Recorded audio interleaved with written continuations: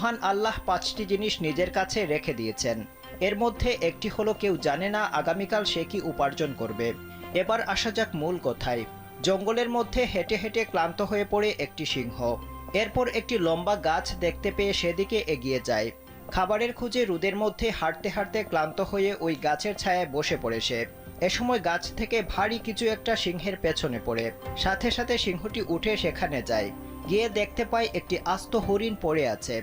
কিন্তু হরিণটি কোথা থেকে এলো তা বুঝতে না পেরে এদিক সেদিক তাকাতে থাকে বনের রাজা। ঘটনাটি ঘটেছে কেনিয়ার মাসাই মারা অঞ্চলে। স্থানীয় সংবাদ মাধ্যম জানিয়েছে, একটি চিতাবাঘ হরিণটি শিকার করে গাছের ডালেই রেখে গিয়েছিল। এরপর ওই গাছের নিচে আসে সিংহটি। ঠিক সেই সময় গাছের ডাল থেকে হরিণটি পিছলে পড়ে যায়। শিকার না করেই হাতের কাছেই শিকার পেয়ে অবাক হয়ে যায় সিংহ। মহান আল্লাহ মানব সৃষ্টির পাশাপাশি তাদের প্রয়োজন পূরণের জন্য সব ক্ষেত্রেই সৃষ্টি করেছেন জীবজন্তু ও